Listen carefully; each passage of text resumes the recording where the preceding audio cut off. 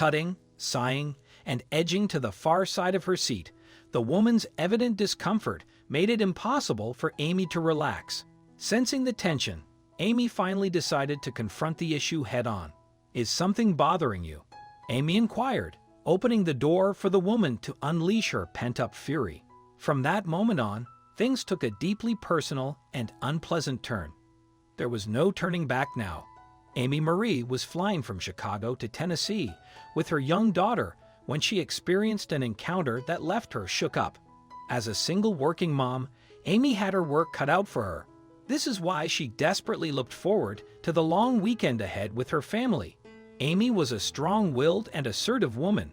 It was a trait that suited her line of work. Usually, it was hard to crack her, but tiredness does strange things to a person. She had just come off a grueling couple of weeks of intense shifts and long nights with her 2-year-old daughter, Alyssa. Amy needed sleep and a big warm hug. However, that was definitely not what she'd find on this flight. She made her way down the aisle with her bags and daughter in hand, shuffling past passengers until she found her seat. She moved into the empty 3-seat row and settled her daughter into the window seat. She made herself comfortable in the middle seat, hoping that no one would sit on the aisle seat beside her. However, her wish was far-fetched. Amy's welcoming smile met a sigh of annoyance as the middle-aged woman placed her bags overhead and took her seat beside her. Amy instantly knew that this was no passenger match made in heaven, but she had no idea just how disgruntled this woman was to be seating beside her. Soon she was about to find out just how much. It was obvious to Amy that something was bothering the woman beside her. At first, she thought it was because of Alyssa. She knew some people weren't pleased to see a 2-year-old traveling beside them. But that wasn't the problem. No, what was bothering this woman was something far more personal. After numerous tutting, sighs, and scooting to the far edge of her seat, Amy couldn't relax. She decided to ask the rude woman if anything was bothering her.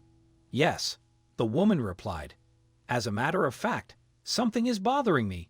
When was the last time you washed your clothes?" she spat. Amy dropped her jaw in disbelief, but she wasn't the only one.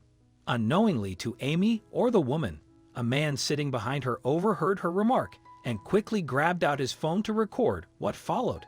"Excuse me," Amy said. The woman then continued to comment on her top and leggings, which had a milk stain on them. Amy looked down, completely forgetting about the stain on her clothes from feeding her daughter earlier while rushing to make their flight in time. Then the rude woman told her that she stinks of baby milk. Amy sniffed her top. She couldn't change as she already put her luggage of clothes in the undercarriage, but she spritzed herself with perfume in the bathroom before she boarded the flight. It didn't smell that bad. But the woman was relentless. "I know you have a child, but there are a lot of women that can do better than you." Now, it went from bad to worse. Maybe it was the tiredness, or maybe it was the sudden, uncalled-for personal attack. Either way, Amy couldn't hold it together. She often questioned herself as a mother. She hated the fact that she had to work so much. Maybe if she didn't, she'd be more put together. She could have told the woman who she really was to set her straight, but she didn't. Instead, she became upset, but someone else did too. As Amy turned her head away from the woman to gather her thoughts, she felt a tap on her shoulder.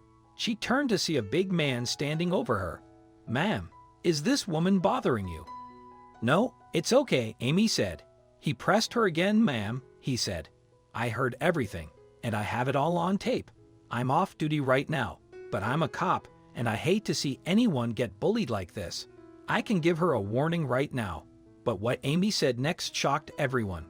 Amy watched as the woman beside her began to grow nervous as the man behind them revealed his identity. She couldn't wait to do the same. So she turned to the man and smiled. Then she turned to the woman and looked her dead in the eyes and said, "Funny thing, I'm a cop too." Startled, the woman withdrew her eye contact as Amy then thanked the man behind her. But it wasn't over yet. Amy's daughter Alyssa had been extremely well-behaved the entire journey. She managed to keep herself entertained with her dolls while her mom began to teach this woman a lesson. "Do you have kids?" she asked the woman. "No," the woman said. She was more reserved now. Knowing that Amy had the law on her side took her down a peg or two. It was the perfect time for Amy to get her point across. Amy took a deep breath and calmly expressed why her appearance and scent differed from dandelions and daisies. She kindly reminded the woman to consider the complexities of someone's life and circumstances before expressing opinions. Parenting is undoubtedly challenging, with both good and bad days, and it would be beneficial for this woman to keep that in mind. After her story was shared online by a bystander, an outpouring of support and gratitude for Amy's dedication and service came flooding in, while the discourteous woman faced widespread criticism. Women, especially working single moms, often face harsh judgment regarding their parenting abilities. It's no surprise that Amy felt overwhelmed. Let's remember that the world can be tough, and all mothers deserve our utmost appreciation.